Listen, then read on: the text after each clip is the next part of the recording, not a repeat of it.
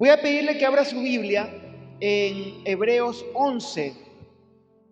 Hebreos 11, desde el versículo 23 hasta el 29. Y si usted quiere ponerle un tema a este mensaje, sería sacrifícate si quieres subir. La palabra de Dios dice en Hebreos 11, 23 al 29, dice: por la fe, Moisés, cuando nació, fue escondido por sus padres por 3 meses, porque le vieron niño hermoso y no temieron el decreto del rey.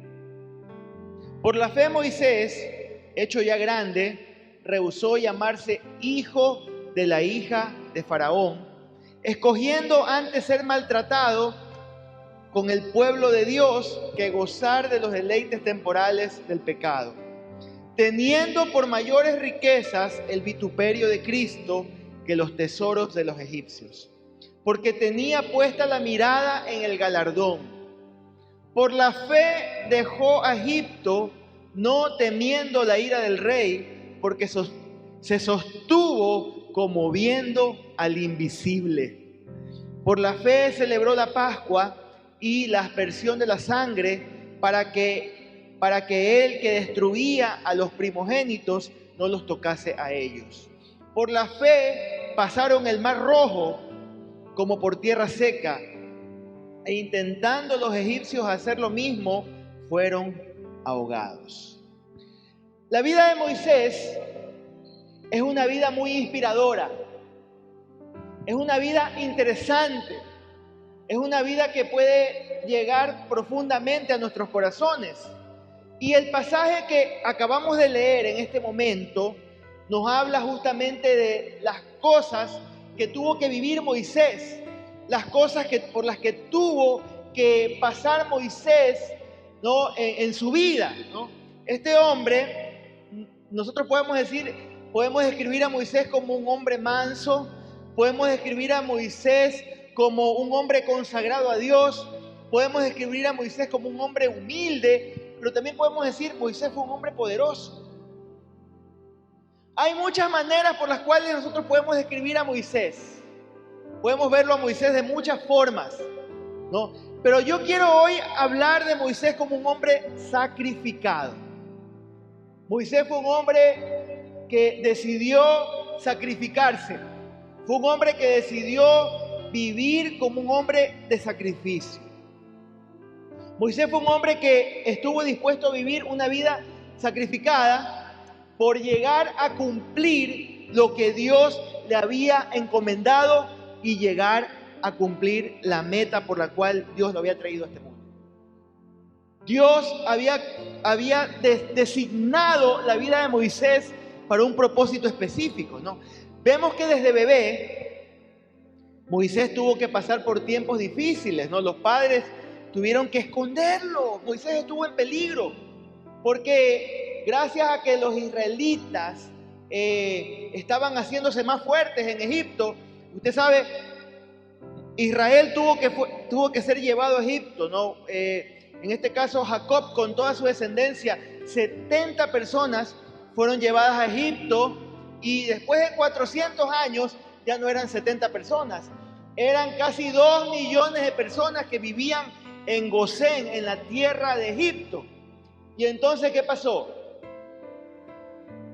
El faraón se da cuenta de que este pueblo estaba creciendo y creciendo y creciendo, y el faraón empezó a tener miedo. ¿En qué momento Israel se rebela contra nosotros? Entonces, ¿qué pasa? Como se estaban haciendo más fuertes, el faraón decreta lo siguiente: vamos a matar a los bebés. Bebé que nazca tiene que morir. Si es varón, tiene que morir. Entonces los padres de Moisés, ¿qué hacen? Lo esconden. Esconden a este niño. Y su hermana Miriam, que más adelante en la historia usted puede reconocer a esta mujer llamada Miriam. Esta niña está pendiente de lo que está pasando, porque lo esconden, lo ponen a la orilla del río, y esta niña está que ve cómo a este niño la corriente se lo lleva para acá, se lo lleva para allá. Pero en medio de todo esto, ¿qué pasa? la hija del faraón se da cuenta que hay un niño que está ahí. Cuando ella se está bañando, se da cuenta que hay un niño que está metido en una canastita. ¿Y qué pasa con este niño? Ella lo coge y dice, este niño es lindo. Y lo voy a llamar Moisés porque ha sido sacado de las aguas. Y esta niña Miriam, la hermana de él, muy astuta, le dice, si quiere yo le voy a buscar una nodriza para que se lo críe. Y le trae a la mamá de Moisés. Qué hermosa historia, ¿no? Le trae a la mamá de Moisés para que ella, y esta mujer, esta princesa le paga para que le cuiden al niño a su propio hijo. Imagínense, qué hermoso. Entonces, ¿qué pasa? Este niño crece, empieza a ser parte de la corte, del reinado. Era hijo, un niño adoptado por la princesa.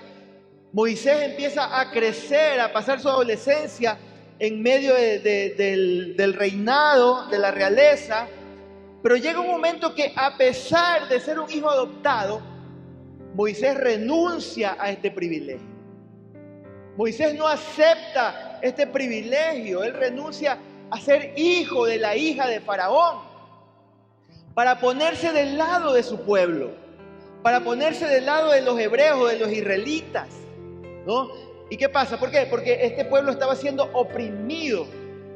Y gracias a esta obediencia a Dios, tuvo que huir por matar a un egipcio que maltrataba a un hebreo. Entonces él tuvo que huir, tuvo que salir huyendo. ¿Y qué pasó? Por 40 años, imagínense, Moisés tenía 40 años en esa época. Por 40 años más él está exiliado en el desierto. Tiene que salir de Egipto y vive exiliado por 40 años cuidando las ovejas de su suegro Yetro. Por un momento pongámonos en los zapatos, pongámonos en los pies de Moisés. Imagínense, primero ser parte de esta familia, aunque no haya sido de sangre, pero fue adoptado por la princesa. Y de un momento a otro él dice, no, yo me pongo de parte de mi pueblo. Yo no puedo seguir con esta situación. ¿Y qué pasa? Este hombre tiene que huir, tiene que pasar mucho tiempo lejos de la civilización, tiene que pasar mucho tiempo en el anonimato. Y en este tiempo, yo me imagino, ¿qué cosas habrá pensado Moisés? ¿Qué cosas habrá pensado? ¿Qué cosas se les habrá venido a la mente a este hombre en medio de este tiempo difícil, ¿no? Yo me imagino a Moisés pensando, Dios se olvidó de mí. Dios se olvidó de mí. Todo fue una ilusión en mi mente. Todos los sueños que yo tenía, todo lo que Dios, las promesas que Dios me había hecho cuando era un niño, cuando era un adolescente, cuando era un joven, todas esas promesas se esfumaron. Me imagino que en esos 40 años él tiene que haber dicho, yo moriré en el desierto. Ya no hay esperanza para mí, ya no hay planes para mí. Y yo pienso, hermanos, que tal vez en algún momento de la vida nosotros hemos pensado igual. Nosotros hemos creído exactamente lo mismo. Hemos pensado, cuando hemos estado en ese mismo lapso, en ese mismo tiempo en el que Dios tal vez no nos habla, que tal vez Dios no nos da una respuesta que estamos esperando, en ese mismo estado que estuvo Moisés en el desierto, pasando limitaciones, pasando soledad, esperando y esperando, pensando, Dios se olvidó de mí. Yo me imagino a Moisés que muchas veces, mientras él estaba solo en ese desierto, cuidando esas ovejas, él tiene que haber pensado, Dios se olvidó de mí. Dios se olvidó de mí. Pero déjeme decirle algo, hermano, Dios nunca se olvida. Dios nunca se olvida, nunca olvida sus promesas. Dios nunca se olvida, Dios sigue ahí. Aunque estés en un hueco, aunque estés en una cueva, aunque estés en el desierto, aunque estés en la cárcel, aunque estés en tu peor momento, Dios nunca se olvida. Nunca. Dios siempre se acuerda de sus promesas. Dios está trabajando en tu vida, ahí en ese desierto, ahí en esa cueva, en ese tiempo difícil. Está trabajando en tu interior, está trabajando en tu carácter, está puliendo nuestra vida. Él no desperdicia nada, querido hermano. Todas las situaciones que nosotros vivimos, todas las decepciones, todos los momentos de soledad, los momentos difíciles, los momentos de incomprensión, todo eso Dios lo usa. Todo eso Él lo usa para hacernos mejores personas, para cambiarnos, para conformarnos a su imagen y hacer de nosotros una vasija que contenga todo su poder, que contenga toda su esencia, que contenga toda su gracia. Dios usa todo lo que pasamos. Cuando estamos en ese tiempo de soledad, cuando estamos en ese tiempo de desierto, de dolor, de tristeza, Dios usa toda situación para moldearnos a su imagen. Y querido hermano, al igual que Moisés, escúcheme acá, si usted quiere cumplir con el propósito de Dios, si usted quiere llegar a la cima, si usted quiere que Dios haga algo de valor, que usted quiere que el Señor haga algo realmente que valga la pena en su vida, usted y yo tenemos que, más que limitarnos de vez en cuando, más que decir por un momento, hoy me voy a sacrificar por ahora, más que eso, usted y yo lo que tenemos que hacer, en lugar de solamente ceder de vez en cuando a ciertas cosas, tenemos que ceder a nuestros derechos y decirle, Señor, tú tienes el control, tú tienes el control, tú eres el dueño de mi vida. Hermano, esto es tan certero en todo verdadero cristiano. En todo verdadero cristiano, sin importar tu profesión, sin importar tu vocación, sin importar tu llamado. Mire, déjeme decirle algo. Pregúntele a cualquier persona que ha logrado algo realmente significativo. Pregúntele a cualquier persona que realmente ha logrado algo en la vida, ¿no? Y se da cuenta que lo que hace que esa persona haya llegado donde está es que se ha sacrificado. Los sacrificios son los que hacen que usted y yo podamos llegar a una meta, a un propósito, a un destino. Los sacrificios son los que realmente nos hacen llegar alto, llegar a donde queremos llegar. Entre más alto se vaya, hermano, mayores son los sacrificios que se hacen. ¿Y sabe qué? A veces tenemos que sacrificar cosas buenas. Escúcheme acá. A veces usted y yo tenemos que sacrificar cosas buenas para llegar a recibir cosas excelentes. ¿Usted sabe qué es el enemigo de lo excelente? No es lo malo. Lo bueno es enemigo de lo excelente. Porque a veces nos conformamos con lo bueno. Ah, sí, yo tengo una vida medianamente buena, estoy así, asado, cocinado. Pero muchas veces ese conformismo, esa falta de pagar el precio, esa falta de sacrificarnos, son las que no nos hacen llegar a donde Dios quiere llevarnos, a cumplir con sus propósitos y llevarnos a una vida abundante, excelente, y que Dios haga algo realmente significativo con nosotros. Porque realmente no queremos pagar el precio. No queremos pagar el precio. Con mis hijos muchas veces nosotros admiramos a ciertos deportistas. Vemos ciertos, por ejemplo, si usted me pregunta, yo ayer me alegré mucho porque ganó la Copa América Argentina. Pero no por Argentina, por Leo Messi me alegré. ¿Sabe por qué me alegré? Porque ese hombre ya no es un muchacho, ya es un hombre. Este hombre yo sé que lo vino buscando por muchos años. Y muchas veces así lo vimos sentado en una final. Porque había perdido. Pero esta vez lo vimos sentado igual, pero estaba riéndose. Porque él lo buscó, se sacrificó hasta que lo encontró. Ganó algo con su selección. Si usted realmente quiere ver algo significativo en su vida, hay que hacer sacrificios, hay que ser perseverante, hay que caminar ahí, estar ahí, hasta que podamos lograr lo que realmente Dios quiere hacer con nuestra vida. ¿Cuántos dicen amén? ¿Cuántos están conmigo, hermano? Veamos por un momento cómo Dios moldeó la vida de Moisés. Cómo Dios tuvo que intervenir para que este hombre fuera un líder efectivo. Y cómo él, a través de esa intervención, pudo guiar a su pueblo. Tengo aquí 5 cosas que yo veo en la vida de Moisés. Número 1, Moisés estaba a solas con Dios.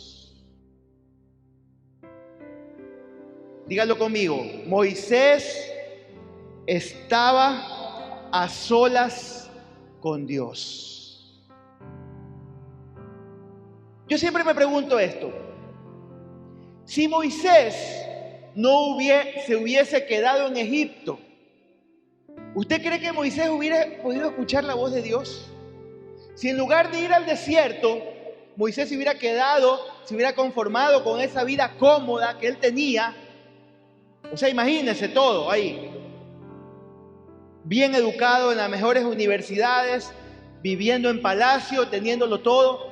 ¿Usted cree que si él se hubiera quedado ahí, Dios le hubiera hablado? ¿Quién sabe? No lo sabemos. Pero déjeme decirle algo, hermano. Egipto, ¿usted sabe lo que representa Egipto en la Biblia? Egipto representa el mundo. Egipto representa el mundanal ruido, el ruido, los deseos de la carne, la vanagloria de esta vida. Y muchas veces esas cosas son las que ahogan y muchas veces tapan nuestros oídos para escuchar lo que Dios quiere hablarnos, porque hay muchas voces. Hay mucha vanidad, hay muchas cosas que nos están diciendo, no, pero date tus gustos, vive de esta manera, duerme un poco más, no te levantes, tú te mereces, reclama tus derechos. Y vivimos como vive la gente promedio del mundo. Y así vivía Moisés. Moisés vivía antes de ser exiliado a Egipto, al desierto. Él vivía como la gente promedio. Y no podía escuchar la voz de Dios. Usted y yo tenemos que, como Moisés, permitir que Dios nos hable, que Dios nos saque, nos lleve a solas con Él, para que Él pueda hablar a nuestra vida. Ese exilio de Moisés le dio 40 años de tiempo para reflexionar, para escuchar la voz de Dios, para estar con Dios. Cuando Dios finalmente se le aparece en esa zarza ardiente, Moisés ya se había vuelto lo suficientemente callado y tranquilo como para oír la voz de Dios. Sí. Ahí fue cuando Dios pudo hablarle.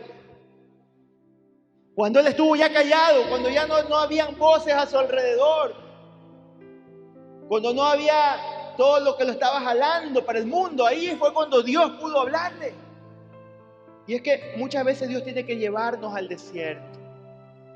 Pero te dice, pastor, ¿pero qué significa o qué representa el desierto, pastor?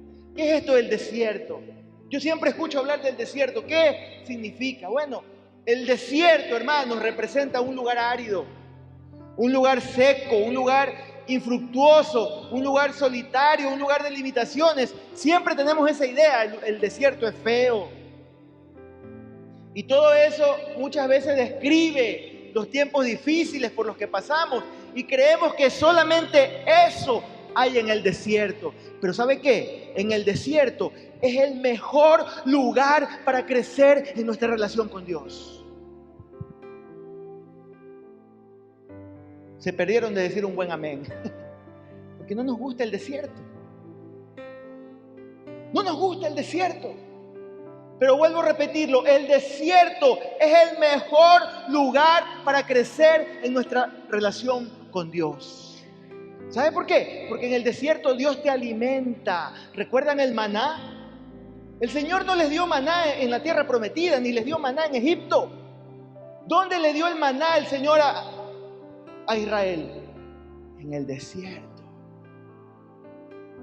Y Dios se encarga de alimentarte. ¿Y sabes cómo te alimenta? Te alimenta de manera física, te provee lo que necesitas, pero también te alimenta de manera espiritual. Es ahí cuando Dios te habla, porque Ya Dios ha llamado tu atención. Ya Dios te tiene cautivado. ¿Y sabes por qué? Porque como estás en el desierto, no tienes para dónde correr, no tienes de dónde apoyarte. Todo es árido y la única persona que puede sostenerte, ¿sabes quién es? Es Dios. Solo Dios. Por eso es que es el mejor lugar para que Dios nos hable, el desierto, para mejorar nuestra relación con Dios. ¿Sabe que en el desierto Dios te da de beber? ¿Tú te acuerdas del agua de la roca? ¿Se acuerda cuando el Señor le dice a Moisés, háblale a la roca? Y esa roca empieza a echar agua, ¿no? Y ahí bebieron, ¿no? ¿Y eso qué representa? El agua de vida. Estás sediento, nada puede satisfacer tu vida, solamente el agua de vida. Ahí es donde tú puedes buscar a Jesucristo. ¿Qué fue lo que el Señor le dijo a la mujer samaritana?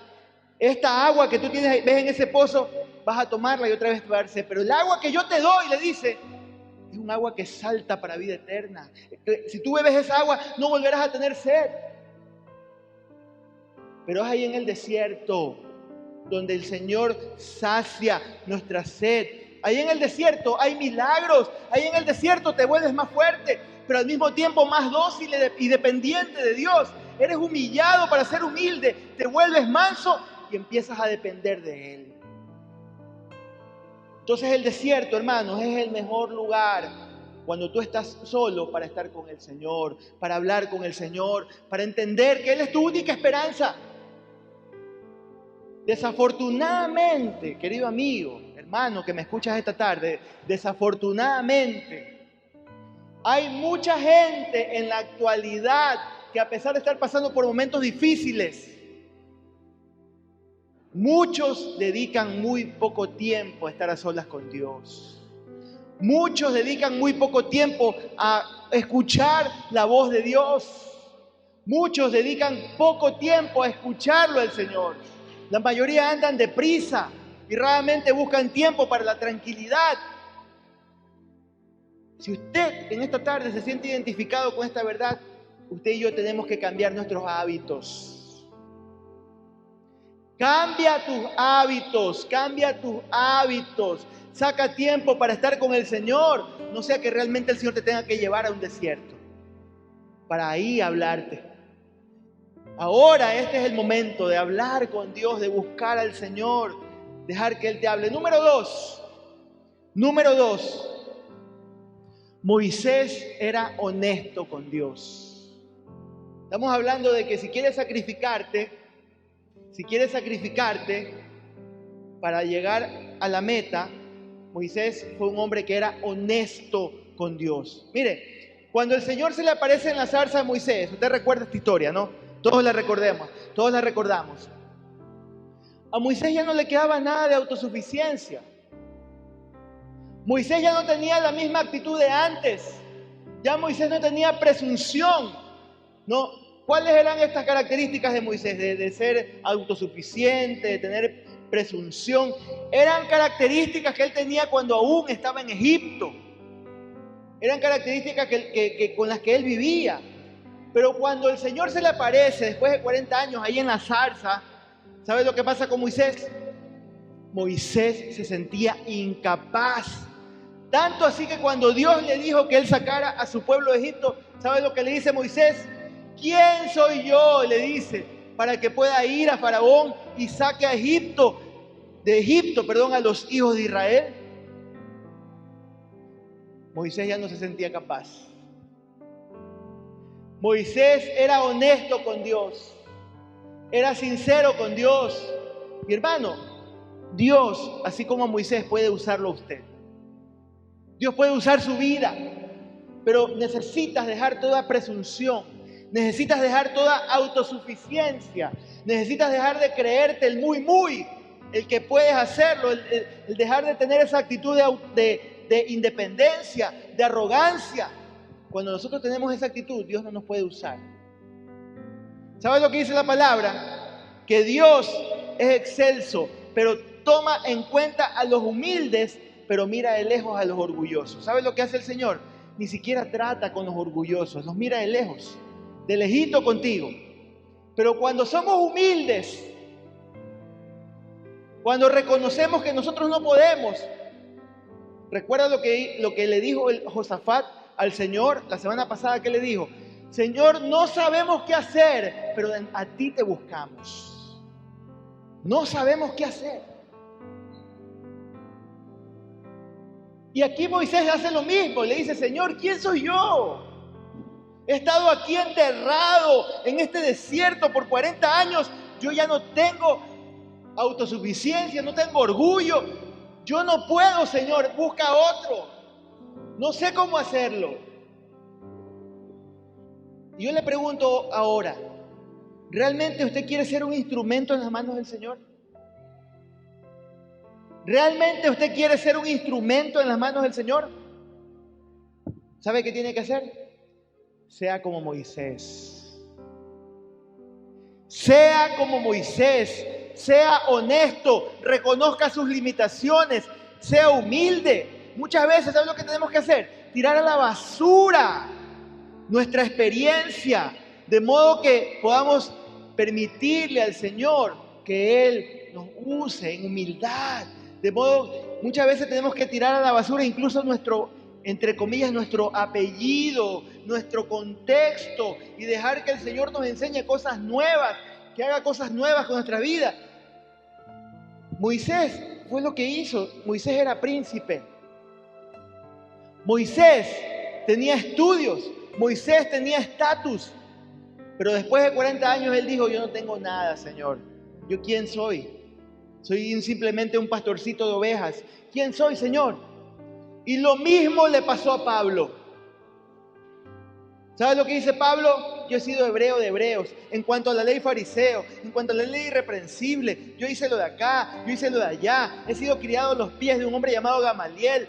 Yo daba votos para que puedan apresar a los cristianos. Él dice muchas cosas, pero él dice, todo lo tengo por estiércol. Todo lo tengo por popó de vaca, es lo que está diciendo. Todo eso es basura. Está diciendo, nada de eso me sirve. Yo lo que necesito es a Jesucristo en mi vida. Yo lo que necesito es conocerle a Él. Entonces ahí, cuando nosotros reconocemos esto, es cuando el Señor puede usar nuestras vidas. Es cuando el Señor puede hacer algo distinto en nuestras vidas. Número 3. Queremos sacrificarnos. Moisés estaba hambriento de Dios. Moisés estaba hambriento de Dios. Yo le pregunto algo, ¿qué es lo que hace que una persona realmente tenga hambre? Y no le estoy hablando de ir a comer. Yo sé que aquí a todos nosotros nos gusta comer, a mí me gusta comer. De hecho me he engordado un poquito en este tiempo. Pero yo le pregunto, ¿qué es lo que realmente hace que alguien tenga hambre de Dios? La respuesta puede ser distinta en cada uno de nosotros. Algunos puede ser que desde chiquito fue criado en las cosas del Señor, nació en un hogar cristiano y desde niños amaron las cosas del Señor. Para otros, algún acontecimiento trágico tornó su vida y dijeron, no, yo me vuelvo a Dios. Y empezaron a buscar a Dios. Puede ser la forma de alinear nuestras prioridades y otras personas nunca tienen hambre de Dios. En el caso de Moisés, él necesitó 4 décadas en el desierto para tener hambre de Dios. 40 años. Hermano, eso fue lo que a él le creó hambre en su vida. Yo le pregunto algo, ¿usted cree que Moisés pudo haber perdido esperanza de hacer algo valioso con su vida antes de que Dios le hablara? Yo pienso que sí. Yo pienso que sí. Moisés llegó en un punto de su vida a entender que no le quedaba nada en que apoyarse. Llegó un punto en su vida en que él se había olvidado de sus años de abundancia, de sus años de ser un chico consentido, y se había convertido en un hombre manso, en un hombre humilde, hambriento de Dios. Por eso es que Dios lo escoge para ser el libertador de Israel. Por esas actitudes, por esa forma de vivir. Pero ¿sabe qué tuvo que pasar? Tuvieron que pasar 4 décadas. Tuvieron que pasar 40 años antes de que realmente Dios pueda hacer algo valioso. Moisés tuvo que ser humillado, tuvo que pasar por tiempos difíciles para que Dios pueda sacar lo mejor de él, hermanos. Y yo quiero compartirle una verdad, quiero que me escuche acá, présteme atención acá. Usted y yo no podemos estar confiados, no podemos estar cómodos y al mismo tiempo estar hambrientos de Dios. Cuando estamos cómodos, cuando no nos falta nada, cuando estamos confiados, es complicadísimo, es realmente difícil que usted y yo tengamos hambre de Dios. Necesitamos estar en un momento incómodo. El hambre realmente nace cuando quieres algo, cuando realmente lo necesitas. Y tú y yo necesitamos crear hambre por Dios, por sus secretos, por su palabra, por buscarlo a Él. Solamente así, mis hermanos, usted y yo tenemos que estar hambrientos de Dios. Estar hambrientos de Dios. Número 4. Moisés fue quebrantado por Dios. Mire, Dios no forzó a Moisés. Dios tampoco le impuso su voluntad. Dios esperó que Moisés llegara a él. Dios esperó que Moisés se acercara a él y lo que hizo Dios es inquietarlo. Dice la Biblia, cuando el Señor vio que Moisés se acercaba a mirar, lo llamó desde la zarza y dijo, Moisés, Moisés. Y una vez que Moisés se había vuelto a Dios, él pudo quebrantar. Y el quebrantamiento, hermanos, implica 2 cosas. El quebrantamiento, en primer lugar, implica deshacerse del orgullo inapropiado y de la autoconfianza que muchas veces tenemos. Y número 2, edificar una buena confianza en Dios. Eso es realmente ser quebrantado.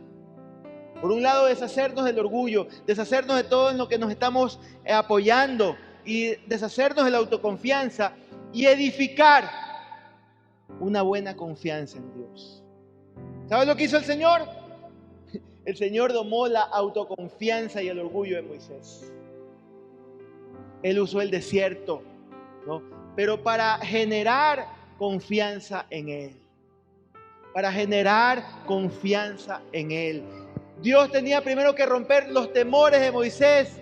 Este tuvo que enfrentarse a diferentes clases de temores para poder encontrarse con el Señor. Amén. Ahora, hermanos, para concluir esta tarde,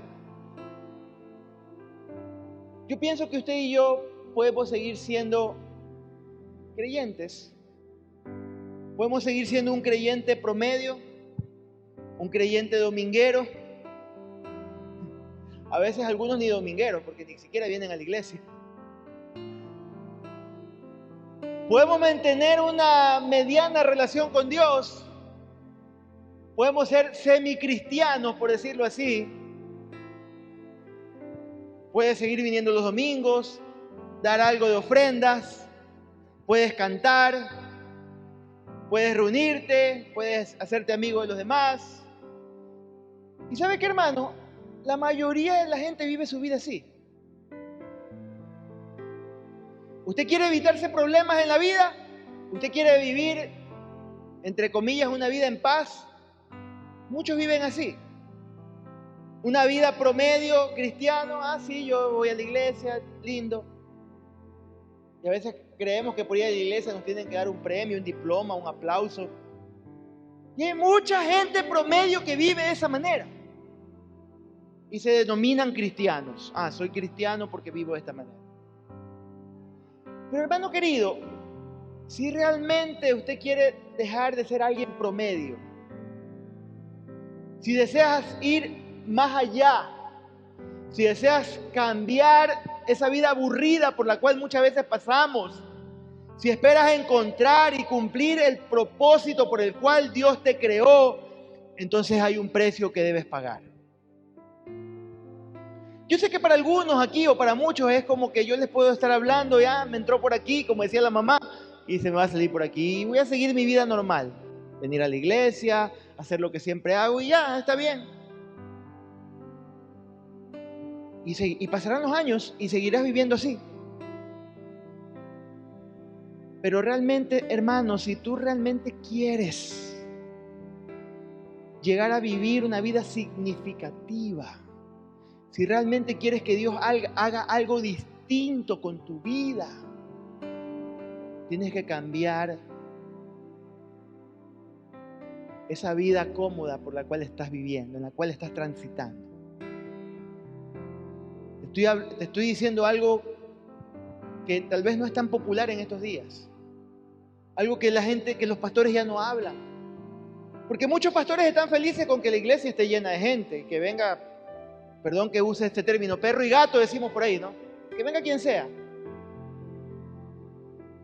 Pero si realmente tú quieres tener una vida significativa, tú tienes que ser como Moisés. Negarte a vivir como el montón, dejar de un lado de ser hijo de la hija del faraón de Egipto y decir, no, yo me niego porque yo realmente quiero cumplir con los propósitos de Dios en mi vida. ¿Y sabe cómo se traduce eso en el Nuevo Testamento? El que quiera ser mi discípulo, niéguese a sí mismo, tome su cruz cada día y sígame. Así se traduce. En el Nuevo Testamento así se traduce.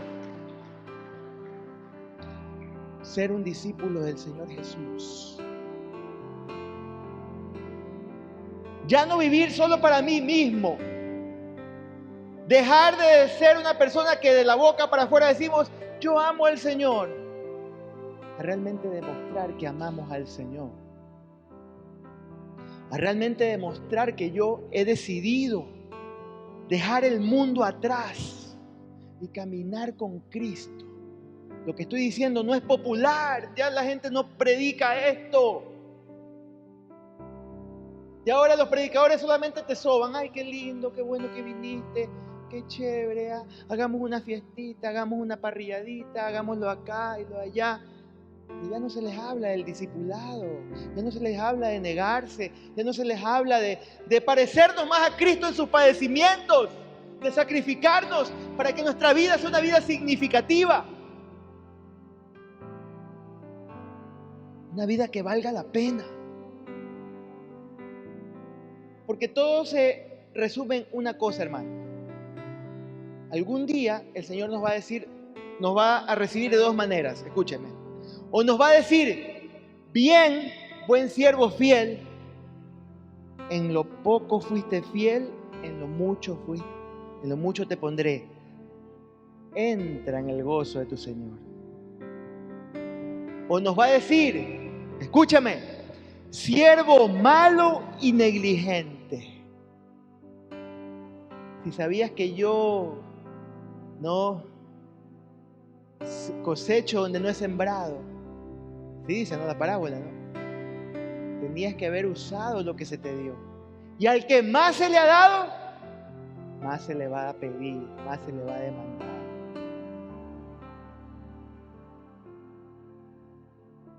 Sacrificarse para realmente hacer algo significativo con nuestras vidas, para realmente llegar a cumplir con los propósitos de Dios. Yo realmente, lo que yo quiero algún día en mi vida es el aplauso, pero no de ustedes, el aplauso del cielo. Eso yo quiero. Y yo quiero que usted anhele también eso, el aplauso del cielo. El aplauso del cielo. Yo no quiero ser como esos fariseos. El Señor les dijo, ya tienen su recompensa. ¿Por qué ya tienen su recompensa? Porque ellos actuaban ¿para qué? para que la gente, el mundo los aplauda, los recompense. Ya tienen su recompensa, ya, con eso ya les basta. Pero ojalá que usted y yo vivamos para la recompensa de allá arriba, el cielo. Entonces, pastor, ¿qué debo hacer? Agarra tu Biblia, número 1, agarra tu Biblia. Te voy a dar algunos consejos importantes si tú quieres realmente pasar de ser un cristianito o un creyente promedio a ser un discípulo del Señor. Agarra tu Biblia y empieza a estudiarla. Número 1. Esto no está escrito aquí. Agarra tu Biblia y empieza a estudiarla.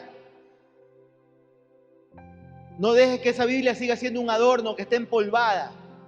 Si se destruye es porque tú le diste palo de tanto leerla, de tanto leerla, de tanto leerla. Si está marcada, si está... Pastor, yo ahora uso software, uso el YouVersion, pastor. Gloria a Dios, yo también lo uso. Úsalo. Todos los días de tu vida. Que no haya día que no te alimentes con la palabra de Dios. Usa el software, usa la Biblia física, pero usa la Biblia. Número 2. Ora. Pastor, ay, no me gusta orar, pastor. Ora. Empieza a tener una relación viva, real con el Señor. Empieza a buscar al Señor en tu intimidad. Adolescentes, adultos, ancianos, jóvenes, casados, solteros, niños. ¿Quieres realmente tener una relación con Dios? Empieza a orar. Empieza a hablar con Él. Empieza a tener un tiempo, separar las primicias, lo mejor para el Señor, el primer momento en tu mañana. Busca al Señor, habla con Él. ¿Quieres realmente hacer algo significativo con tu vida como lo hizo Moisés? Empieza a hablar con Dios. Número 3. ¿Quieres realmente hacer algo significativo para el Señor? ¿Quieres ser un discípulo? Empieza a discipular a otros. Amén.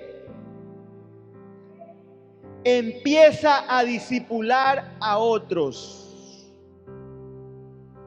¿No sería hermoso que algún día, cuando venga el Señor o cuando ya tal vez muramos, algún día vayamos a la presencia del Señor, el Señor te abra la puerta y el Señor te pregunte, ¿y con quién viniste al cielo? ¿Qué le vas a decir al Señor? A mí me encantaría llegar, Señor, aquí están todos los que traje conmigo. Pero que sean multitudes, trayendo muchos. Pero imagínate llegar tú solo al cielo y que se te diga, ¿con quién viniste? ¿A quién le predicaste? ¿A quién discipulaste? ¿En quién te derramaste? ¿A quién le enseñaste la palabra? Ni al peluche que tenías en tu cama le predicaste. Ojalá que eso no pase, hermano. Empieza a discipular a alguien. Empieza a enseñarle la palabra a alguien. Empieza a derramarte en otras personas. Abre tu célula, abre tu discipulado, abre tu casa. Designa un tiempo en tu semana. Regálale 2 horas al Señor para discipular a otra persona, a otras personas. Discipula a tus hijos. Enséñales con tu ejemplo, con tu vida. Enséñales la palabra.Ínstalos a orar, fastídialos a buscar al Señor. Pero discipula a otros. Por el amor de Dios, discipula a otros. Deja de vivir para ti. Deja de vivir esa vida egoísta, esa vida aburrida. Discipula a otros. Amén. Sirve al Señor. 4. Sirve al Señor. Busca una forma, un lugar, una manera. La iglesia, aquí tenemos muchas oportunidades para servir. Necesitamos más voluntarios. La hermana Bélica necesita ujieres. Necesitamos gente para servir. Necesitamos más músicos. Necesitamos músicos en las acuatas. Necesitamos gente que se preocupe por estos niños. Que nos ayuden a cuidar a los niños. Que nos ayuden a enseñar a los niños. Necesitamos gente para la escuela de crecimiento. Necesitamos gente para el sonido, necesitamos gente para que nos ayude a organizar la iglesia, para abrir más ministerios. Necesitamos gente que diga, yo estoy aquí, pastor, quiero abrir en otro lugar, en otro lugar, una célula, un discipulado. Sirve al Señor. ¿Quieres realmente hacer algo significativo? Pasa de esa vida aburrida que vives. Pasa de esa vida. Porque ponte la mano en el corazón. ¿Esa vida te llena? ¿Te llena vivir para ti mismo? No. Nada puede saciar la eternidad de tu corazón. Solamente Dios. Solamente el Señor. ¿Y cómo la sacias? ¿Cómo la sacias? Buscando la Biblia. Orando. Discipulando. Sirviendo. Y por último, dando. Dale al Señor lo mejor de ti, tus primicias. Sé fiel con tus diezmos. Sé fiel con tu ofrenda. Sé fiel con tus promesas de fe. Dale lo mejor a Dios. Y tú vas a ver cómo empiezas a vivir una vida distinta, una vida abundante. Abundante. Eso es lo que te quiere dar el Señor. Pero primero hay que dar si quieres recibir. Amén.